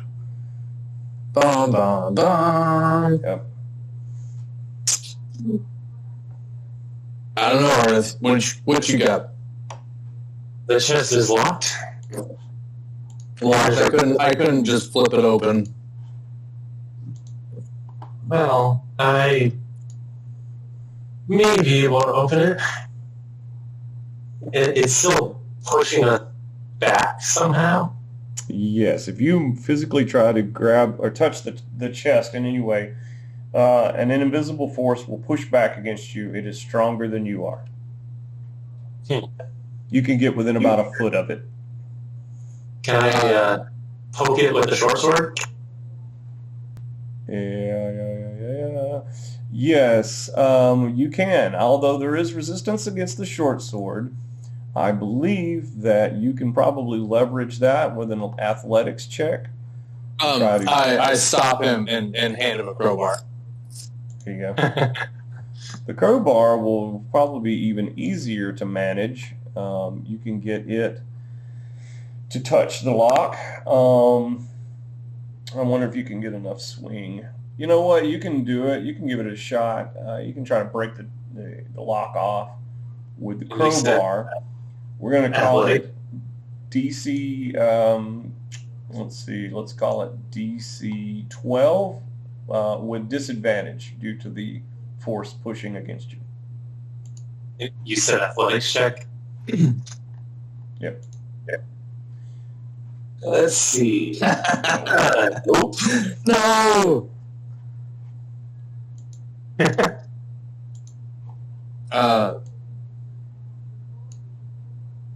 Fuck it. Give me here. What are you doing? Give me here. Have you never used a crowbar before? Thankfully, no. The big warrior steps back, and the little Satyr walks up. I'm imagining him being like 5.5 foot tall. Is that off? No, that's exactly what I put down. Okay. Like that's what I was thinking. So like I'm clip clopping around too. I don't have any extra shoes or anything. It does not help me. Yeah. Bummer. Well, that ain't happening. Well, and there's really nothing else in the room besides the couches and the bed. There any like paper or anything around? You will notice that that upright writing desk by the door, it's like a standing desk, and you'll see that someone has carved "Beware the oily stairs" into it. The oily stairs. Yep. And That's not. the desk might lift up. There could be some paper hidden inside of it. Oh yeah, definitely gonna check under there, check any shelves that are on it. Okay. Oh dear God! You grab a hold of yellow mold growing on the underside of this writing desk, and let's see what that does. If I have yellow mold in here or not. Let's see if we got a 5e equivalent for it. A slop. Let's see. Oh, yeah. It releases a cloud of spores in a 10-foot radius. Good Lord, that could get both of you. I totally got both of us. Yeah, for both sides of the chest, yeah. Yeah, it's going to do... We get a con save or anything? 2d10 damage. No save. You each take 7 points of damage as the spores attack your lungs. No save. You do have to additionally make a save for the other effect. Oh fuck! Is it Constitution? It is a DC 15 Constitution saving throw. Fuck me! Garbage will continue. Oh, but not mine this time. Fuck me! God damn it! Oh shit. So those that passed are fine. You've only taken the effects of initially inhaling it. For those of you that failed, you take 5 points of damage and have to make an additional save. Oh shit! That's not going down. That is fine. You have overcome the awful mold spore in your lungs. But you took 12 points of damage doing it. Ouch. Oh yeah, I'm struggling. Yeah. I'm gonna need a nap now. I didn't need it before, but I need a nap now. Yeah. You've got like the equivalent of like some severe pneumonia in your chest. It feels like the spores are probably trying to grow. You'll need to rest for sure. Is it some kind of creature under the desk? Or Yeah, it's a furry yellow mold that has been growing on the underside of that writing desk. so it's still there? It's still there. Good. If you touch it, it will release those yellow mold spores. I will step 10 feet back and swat it with my whip. I'm going to the far bed and laying down. Okay. I'm coughing. I think you could probably strike it on a AC 10. Let's pray. Oh, yeah. Okay. That will rake most of it off of the underside of the desk and cause it to fall to the floor. For a few moments, there will be sort of a cloud of yellow spores there from where it was disturbed, which will eventually settle. You can probably touch the desk more safely, but you now risk stepping in it if you're over there in that corner of the room. Okay, so the satyr that I've been chasing is in wrath shape now. Mm-hmm. Let's see. I am a paladin. Where is it? Sure. Does it look like he is diseased? No, he is poisoned. Poisoned. Okay, that works too. So while I wait for the spore to dissipate, I'll go over and lay my hands on his chest and cure him of the poison. Okay.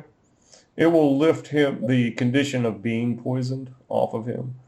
But I think he's already taken all the damage from it. I think from here you can only give him healing. Just debating whether I want to do that or if we feel we're safe here. Well, we can grab Icky and bring him in here. I can mage hand the mold out of the room, or we can I don't know, burn it. I do have a torch. If these portals change every night, we may not be able to get back to Icky if we take a long rest or the store. Let's grab Icky, bring him in here, take a nap, and then we'll go. Because I'm sure that we'll end up back in the same room we were in before, because that room has access to other rooms simultaneously. So I think overnight, this door, the way it changes, we'll be able to get back. That's a gamble. It's always a gamble. Check the rest of the room for any more surprises. Perhaps you should just stay on the bed for a moment.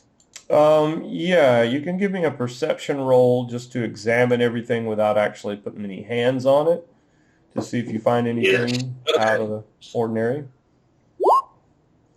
Okay. It's a room. They're on the bed. Yeah, I don't think there's, you might notice that, well, all these candles are burning, so something must come along and change the candles out. And I don't think there's anything else odd you notice. If you want to investigate individual items in the room, we can give an investigation roll for any item. Like if you're just trying to make sure it's not booby-trapped or something like that. Yeah, I want to see if there's any more mold or big rats under the bed or anything like that. See if the... No, there are not. You inspect under the couch, under the 3 beds. There is check behind the painting in the mirror. Behind the painting in the mirror, there is nothing. Nothing written on the back of them or anything? Make sure there's nothing. Oh, there is something. Under the bed in the foreground, you find a pair of silk pantaloons folded and tucked away. Aren't my style. They are definitely mine. Silk pantaloons? I'll even write it. There you go. 131. Oh, I'm sorry. Let me correct that. 137. 137. All right. And underneath, can we flip the trunk over with the crowbar? Does that work? Yeah, that'll work. You can do that. Is there anything written on the bottom or anything we can decipher about it? There is not anything written on the bottom, but you can tell that there isn't much inside of it. As a matter of fact, you just hear a handful of small things rattle around. It doesn't sound like coins. It sounds like junk, maybe. Gems, perhaps. I'm loath to leave a mystery. Can I try and open it again? No, I think we've established that you are unable to manipulate a crowbar. You'd eventually pass if you just continually rolled over and over. You can try a different method. Yeah. I could exert extreme violence on the chest. Uh-huh. You can try your original idea of the short swords. If you had like a big axe, you could just kind of throw the axe at it, or maybe you could throw the crowbar at it. I'm thinking something a bit... The clothing rack over there? No. Magi would actually recognize that to be an armor rack. That's intriguing. Armor is just heavy clothes. What are you talking about? Same thing, right? A bit more. I'm going to smoke a cigarette really quick. Well, since you guys are kind of in a what are we going to do situation, I'll be right back. Okay. How do you think we could break this chest or open it or... I'm curious how it would react to a smite. I mean, honestly, just putting some solid damage into it will just break it and you'll be done. Yeah, I don't have anything to do a whole lot of damage to an object. Like, short sword right here, yeah, it'll do some. But that's where the smite's going to come into play, because, I mean, it's got to have an AC of, like, 5 or something stupid. Yeah. Like, you can get, like, we've established that you can get past the force of it, because we can't just, like, physically touch it, but we can touch it with things. Yeah, I think that's what I'm going to do. Because even if it, like, out of character, even if it is a mimic, I'm pretty sure dumping a smite into it will blast it. Oh, if it's a mimic, I'm going to die. I'm down to, like, 5. Oh, jeez. Yeah, no, like, I'm struggling after the, with no save at the beginning. Oh, I was dying. But yeah, no, I got a quarterstaff. I mean, you can try out your new short sword that you just got. Yeah. You can see what kind of magic it is. And hope it's arms. Oh, wow. Okay. There's a few more hit points there than I thought. I mean, Artist doesn't know anything about mimics. We wouldn't have a reason to. I want to try it. I just want to smite something. Yeah, because does the smite have to be a creature? Does it select a creature or something, or when you attack a creature, or is it just like when you land an attack? I think it's just land attack. But I have to get my character sheet with all the details on it, not just what I copy pasted into Roll20. I am back. We're still trying to figure out how we're going to open this thing and whether a smite will affect an inanimate object or not. Man, I remember a party taking a while with this chest. Well, I want it open. Maybe you'll get lucky. I just hope we'll get a couple gems or something on it. I just got to know. Curiosity killed the satyr? Oh, yeah. Oh, yeah. I'm sure it will. I'm sure it If will. you're bad off at it, apparently, look, I'll go ahead and dump my last 10 points of lay on hands and heal you. Alright, yeah, hit me with that, because if something... So, even if it's not a mimic, what if something's inside of it that comes to attack us? Or something comes in the middle of the night. I'm pretty sure a spider can kill you right now. We can always close these doors. This is true. So yeah, lay on hands, 10 points. That takes me out till we get a long rest. So, I get 10 points? Yes. Alright, so I'm up again. I'm healthier. Mostly healthy. And it's interesting because it's the paladin has gone from hunting the satyr to now being his companion officially at this point. Well, keep him alive at least. He's close to an ally in here. Yep. Oh, thank you, Ardith. I appreciate that. So, before we do anything, I think we should drag Icky back in here and I would like to poke my head through the portal that we haven't been through before we open this chest and take a nap. Back in the other room where Iki is. Yeah. Is that what you're talking about? Well, yeah. With the doors. I didn't understand that. You got kind of fuzzy for a second. I was just trying to recall. We've only been through 2 of the portals in the Lion's Fountain Room. Yeah, and this one that keeps changing. Right. So I want to peek through that other one when we grab Icky, and then go to sleep, and then I want to compare the other 2 portals when we wake up. Okay, give me a D100 roll.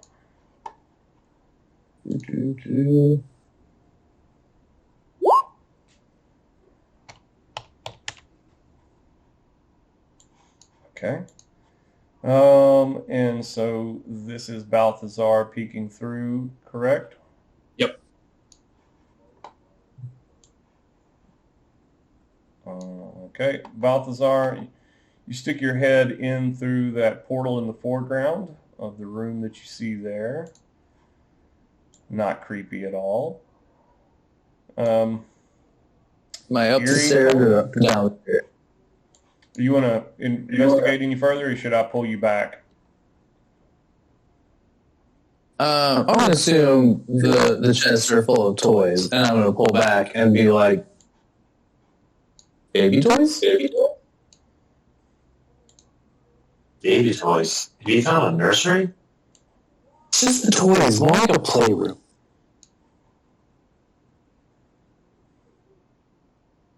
Uninhabited?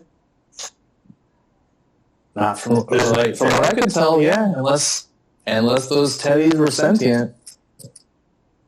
But shit I've seen, fuck if I know. Do snakes snore?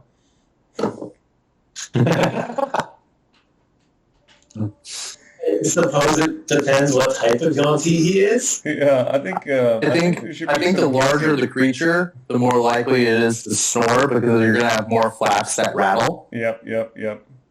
A snoring hiss. Or a hissing snore. Is he like a pureblood or a bone? I have no idea. We'd have to ask him. He lower. He looks like he's got a human upper torso, so I guess so. I guess he's not full blood. He looks like he has snake-like features, though, so who knows? That's true. Yeah, who knows? Anyway, so I guess we should teamwork him into the room and into the bed. Oh, I'm sure he'll wake up and follow along with you. That works, too. Probably disgusted that you haven't found a way out of here yet. Oh, what you gonna do? And let's go open this box. Yes, let's. I jump at my character sheet, and it just says, will you hit with a melee weapon attack? That sounds like a smite to me. That was room 137. Okay, 137. Here we go. Might be a mighty smiter. All right. I will... okay, so can I get a description of smite thrown in? Yeah. Actually, I can just look it up real quick. It's okay. Control C, Control V. Divine smite, correct? That is what we're doing here. It's an extra 2d8 whenever first level spell slot. Yeah. Does radiant damage, is that considered damage? Will that damage inanimate objects is the question. I don't see why not. I'd say so. So, similar to heat then. But you cannot be protected. But being protected from fire will not protect you from radiant energy, right? Right. Radiant is fully light from God. It's not fire. It's kind of like the opposite of necrotic, where fire is the opposite of cold. Yeah, it's more akin to like force damage, like pure magical energy. I'm going to go with no. That is not going to affect an inanimate object. If the object were animated into, say, a golem or something like that, something that has some kind of energy, affecting it. Unless anybody can find other, if it says raw somewhere that it does, then I'll change my mind. But if it's a DM call, I'm going to say radiant damage will not destroy doors and boxes and that sort of thing. Well, we can still hit it a couple of times. Yeah, sure, why not? I'll take that new short sword and try and stab it. I think the best you can do is going to be whenever you're making a physical attack at it, you're going to be making it at disadvantage, which doesn't really matter because this is where it's not really worried about an AC on a box or anything. So I suppose you can, because it only pushes your physical body back. It does not push back the thing you're holding. The only reason the thing you're holding has resistance is because you have a hand holding it. If you had a long weapon, longer than a short sword, you probably wouldn't have any resistance at all. Like a actual sword or spear, you could probably jab at the chest all you wanted to. Okay. Well, you can hit it with the candelabra. There you go. Actually, that would probably work. It's a 15 to hit. So anytime you've got nothing but time on your hands and you're willing to sit there and bash at this thing, unless it's made out of like freaking titanium, you're eventually going to break it. So yeah, we will assume that everybody gets comfy and one of you gets the candle holder and just starts bashing at the thing. You probably break the candle holder apart first, but eventually you'll still have a broken stick that you can jab at it. And after expending a whole lot of energy, you will at least break one of the hinges on the back side of the trunk lid, at which point you can begin to sort of wiggle the lid off using the rod or using the candle holder stick. Yeah, there probably should be a whole lot of clumsy flinging the chest against the column until finally the lid is broken off. The chest still casts a avoidance force out from it once it's broken. However, once it's broken, you can now topple the chest over and spill the contents out. At which point you see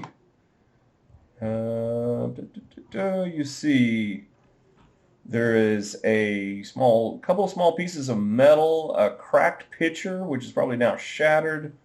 There is a small stone, faceted and shiny and clear. A broken parasol, so like a wooden canvas umbrella thing that folds, and some brushes. Like hair brushes or art brushes? Hair brushes. Hair brushes. I'll just go ahead and put it all in here. Well, this gem may be worth trading. The rest of little consequence. Well, we could go give this to the guys in the shop if it takes us back where we were before in exchange for these weapons they gave us.